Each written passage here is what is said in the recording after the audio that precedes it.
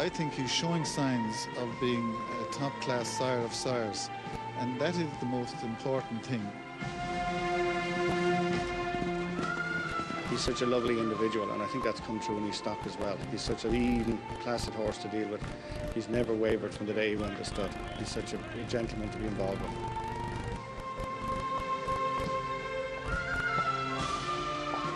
Sadler'S Wells is poised to be crowned champion sire in Great Britain and Ireland for the 10th time.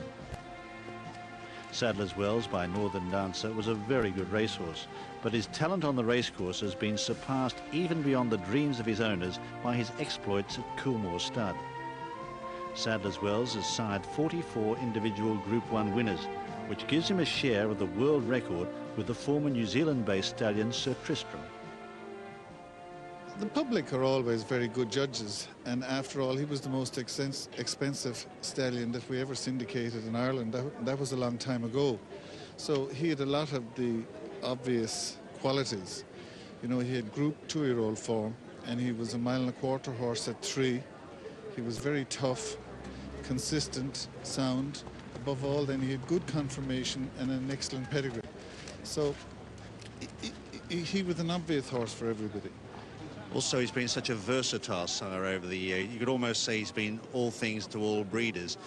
He's even had a champion hurdle, a triple champion hurdle winner. What do you think his greatest attribute is as a sire? Well, obviously, they're very sound. You know, even when they go to the sales, and whether it's for the wind test and all the different things, he's that kind of a horse that breeders want to breed from because he's so tough. But the most important thing that I think he's showing signs of being a top-class sire of sires, and that is the most important thing. That you know, when the stallion gets to be successful, first of all, you have to be a good racehorse to get the chance to go to stud and be a successful stallion. Then after you are a successful stallion, which is a very small minority, then a very small minority of them become sire of sires, and in fact sire of broodmares as well.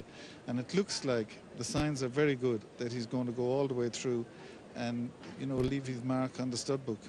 And of the many stakes winners that he's had over the years, which would be, the personal favourites of yourself?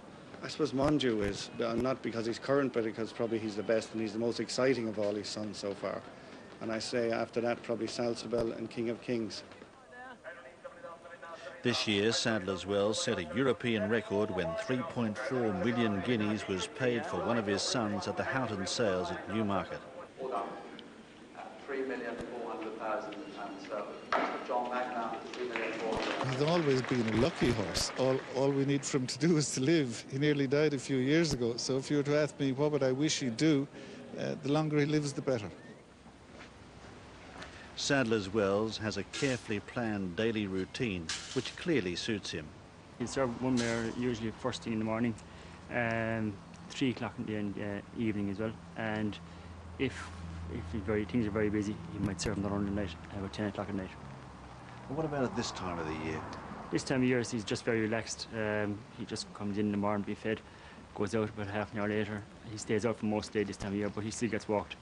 We just to keep him in trim again, because it's stud season just around the corner again.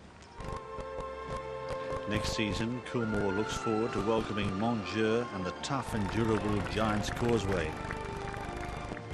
Sadler'S Wells is destined to be remembered as one of the world's great sires in the mould of his sire, Northern Dancer. It is a dynasty that should continue to prosper for many more generations.